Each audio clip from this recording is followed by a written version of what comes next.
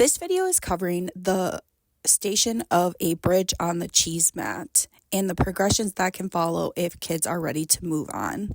If a student is unable to hold a bridge on their own, we want to try to spot them on at least one so they had a chance to try, see what it feels like, and learn what it is.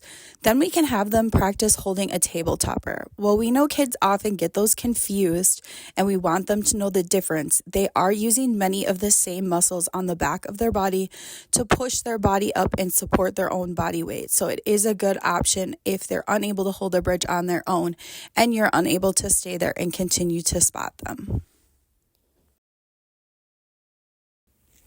Here is bridge up and count to 5, then look at the ceiling and lay back down. Next is bridge up and then hold your favorite foot up in the air and count to 5. Then next is bridge and kick over, finish in a lunge. Then the next step would be kick to handstand, land in a bridge, then do a kick over. Next, I would teach a tick-tock where they leave their legs in a split position the whole time. And then you could move to teach them their back bend. Remember, back bends always go up the cheese and never down the cheese. Our job is to help identify which step a child can already do on their own and make sure that they're trying at least that one. So if you see a child who can easily hold one foot in the air, you can tell them to try a kick over. You could also work on trying to make sure that you can spot each child on one step above where they're at and explain it to them, and then give them the opportunity after that to keep trying if they'd like to or do the easier one.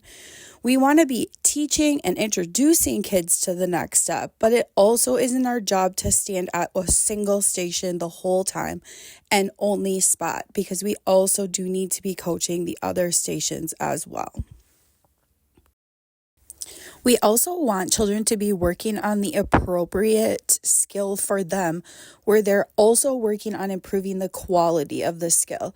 So if they're not making the step that they're at most of the time and they're not doing it with their legs straight yet, the answer is not to move to the next step, but is to tell them how they can improve on what they're doing by showing them what straight legs is, showing them what pointed feet is, making sure that when they're pushing on their kickover skills, that they're pushing their nose down the cheese mat to help their body go down the cheese mat so they're not getting stuck or missing them sometimes. So as always, we need to find that balance between moving on to the next thing or improving the step that we're at.